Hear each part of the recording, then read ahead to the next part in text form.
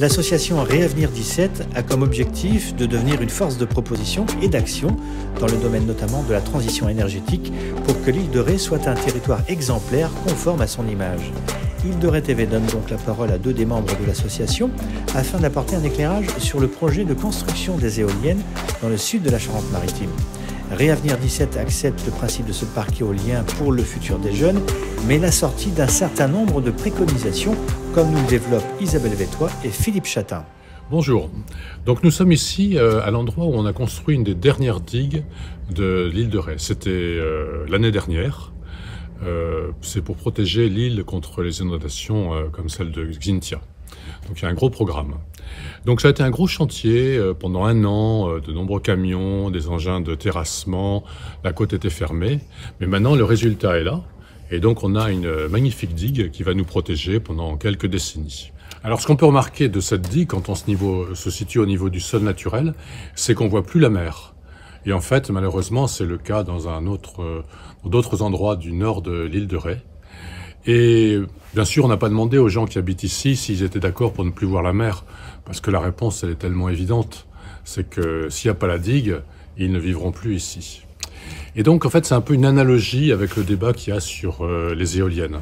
Parce que personne n'a envie d'avoir une digue près de chez soi, et personne n'a envie d'avoir des éoliennes près ou loin. Mais ce qu'on peut se demander, c'est est-ce qu'on peut vivre sans accepter d'avoir des énergies renouvelables ? Le réchauffement climatique, c'est devenu une évidence. Les 7 dernières années ont été les plus chaudes jamais enregistrées. Et donc, il est important d'agir.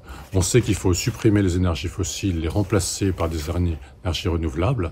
Et l'éolien en est l'une d'entre elles. Bien sûr, le nucléaire restera le socle de notre fourniture d'électrique, mais les éoliens et le photovoltaïque y contribueront. Donc on peut dire aussi, oui, bien sûr, les éoliennes marines, c'est bien, mais pas chez moi. Mettez-les ailleurs. Ça serait croire que, je dirais, l'île de Ré ou l'île d'Oléron sont particulières, ou la côte charentaise. Mais tout au long du littoral français, il y a des pêcheurs, il y a des riverains, il y a des oiseaux, il y a des poissons. Donc ne croyons pas que notre cas est si spécial que ça. Île de Ré TV, carte blanche au Rété. Notre association Réavenir s'est inscrite dans ce débat sur le projet des éoliennes en mer en Nouvelle-Aquitaine parce que c'est un exercice démocratique qu'on nous demande de nous prononcer et donc c'est ce qu'on fait. À la fois on nous demande de nous informer, ce qui paraît extrêmement important, ce sont des enjeux très importants pour les générations futures et c'est ça qui nous importe. Et on nous demande aussi de se prononcer. Donc on a 4 types de préconisations. Pour ce débat qui doit se terminer fin février. Le premier, c'est de tenir compte du milieu sensible. Donc nous, on propose, puisqu'on nous pose la question, une localisation le plus loin possible, sachant que la Commission nationale du débat public a demandé un complément d'enquête et semble dire maintenant qu'on doit pouvoir poser des éoliennes avec des profondeurs de 60 mètres et plus. Donc nous, notre recommandation, c'est de localiser la zone à plus de 30 km des côtes et donc à 60 ou 70 mètres de profondeur, ce qui sera vraisemblablement possible en termes de technologie d'ici 5 ans. Ce qui permettrait également de sortir du parc naturel marin, pas de la zone Natura 2000, mais on rappelle que la zone Natura 2000, il y en a 27 000 en Europe et il y en a 2 000 en France, donc c'est pas vraiment un enjeu majeur si on respecte bien sûr les milieux naturels et si on fait des études d'impact qui conviennent. On demande aussi qu'on tienne compte des demandes des pêcheurs professionnels, mais en situant à 60 mètres de profondeur, voire 70 mètres, il y aura plus de problème vraisemblablement pour les bateaux de moins de 12 mètres qui se composent 80% de la flottille. Et on demande également qu'il y ait une possibilité de traverser les parcs pour la pêche professionnelle parce qu'on peut réserver des corridors. Et enfin, de faire un raccordement en courant continu parce qu'il y a moins d'empreintes spatiales à terre pour le courant continu que pour le courant alternatif. Il y a aussi beaucoup de choses à dire sur la vie-faune et sur la faune marine, mais on sait qu'avec l'expérience des éoliennes en Europe du Nord, il y en a quand même 5500 et elles ont en moyenne un âge de 20 ans, enfin elles sont posées depuis en moyenne 20 ans, qu'il y a des comportements d'évitement et de la faune marine et de l'avifaune. Il y a eu beaucoup d'études sur les collisions qui sont bien moindres que ce qu'on imaginait et qui sont en fait très faibles pour les oiseaux, migrateurs compris. Et quant à la faune marine, elle est plus abondante une fois que le chantier est terminé parce que ça sert les fondations servent de récif et donc ça devient une réserve à la fois dans le parc et autour du parc. Donc ce qu'on demande en revanche, c'est de protéger le milieu au moment du chantier qui dure environ 2 fois 6 mois avec toutes les techniques connues d'effarouchement et d'évitement et qui sont déjà éprouvées ailleurs. La deuxième partie des préconisations, c'est de suivre les recommandations de l'UICN, qui est l'Union internationale de conservation de la nature, qui est à notre connaissance l'ONG la plus importante en matière de conservation de la nature et qui a fait son congrès mondial à Marseille fin août 2021 en France en présence d'experts du monde entier et du président de la République Emmanuel Macron et qui dit qu'il faut utiliser la méthode ERC qui veut dire éviter, réduire et compenser et qu'il y a un certain nombre de choses qu'il faut définir et qu'on décrit nous dans notre plaquette et qu'on explique à nos adhérents en termes d'évitement, de réduction et de compensation pour ces installations. Le troisième type de préconisation, c'est le démantèlement. Les éoliennes ont une durée de vie aujourd'hui connue de 30 ans.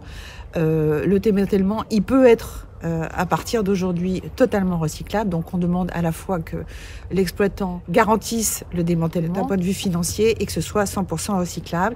Et on sait que les pales sont en train de devenir 100% recyclables, soit en termes de matériaux recomposés, soit en termes d'énergie. Et le quatrième type de préconisation, c'est que s'il y a un deuxième parc éolien, puisque ça fait partie du débat, mais qu'il n'y a pas vraiment de questions précises sur le sujet, qu'il devienne un parc éolien flottant, parce que d'ici là, la technologie sera mature, ce qui permettra de le poser sur des fonds qui seront de l'ordre de 200 mètres, avec la technologie la plus évoluée, qui est une concertation aussi à ce moment-là, en tenant compte des études d'impact qui auraient été faites sur le premier parc, lorsqu'il aura été défini, et qu'il y ait un raccordement continu et mutualisé entre les deux parcs. Voilà pour l'ensemble de nos préconisations qui sont détaillées de manière plus précise dans notre plaquette, sur notre site, qu'on va réexpliquer dans le cadre du festival Océan Énergie qui a lieu les 18 et 19 février à l'Encan, à l'espace Encan à La Rochelle, et qu'on va aussi sans doute expliquer lors d'un jeu sérieux qu'on va organiser avec l'aide de la CNDP le 15 février à 18h30 à la salle Vauban à Saint-Martin-de-Ré, jeu qui consistera à faire jouer les participants sur les enjeux de l'énergie renouvelable et du parc éolien. Si on arrive à implanter ces éoliennes entre 60 et 70 mètres, et a priori ça semble tout à fait faisable, donc déjà on se trouve à 40 km des côtes.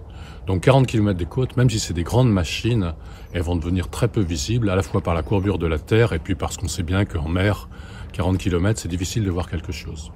Ensuite, ce que je voulais spécifier, c'est que si on se met à cet endroit-là, à 40 km de la mer, on n'est plus dans la zone Natura 2000 habitat. Donc déjà, on enlève une grosse contrainte et une menace sur les oiseaux. Pour compléter ce que vient de dire Philippe, on est juste en face, là sur l'île de Ré, de la Tranche-sur-Mer, à l'endroit où il y a des éoliennes terrestres qui sont à peu près à 20 km à vol d'oiseau, de part et d'autre du château d'eau. Ces éoliennes, on les voit très peu souvent parce qu'il y a l'humidité de l'eau. Il y a un effet particulier au-dessus de l'eau qui fait qu'on les voit rarement. Quand on les voit, ça fait l'équivalent de 5 cm à bout de bras. Et les éoliennes, si elles sont à 40 km au large de Léron, c'est sûr qu'on ne les verra pas de l'île de Ré. Mais même de l'île de Léron, on ne les verra pas non plus, même si elles sont plus hautes que celles actuelles qui font 180 mètres de haut. Pour s'informer sur tout ce que nous faisons, pas uniquement sur les éoliennes, nous avons un site internet ré-avenir.fr, une page Facebook Réavenir et une adresse mail réavenir17@gmail.com. On a participé par exemple à la commission consultative citoyenne avec surtout les ateliers et on a fait des dossiers très fournis sur la mobilité, sur les biodéchets, sur l'aménagement du territoire. Donc nous sommes très actifs et nous sommes toujours ravis quand on vient nous rejoindre et nous aider à faire bouger ce qu'on peut faire sur l'île de Ré en termes de transition énergétique pour encourager une nouvelle dynamique.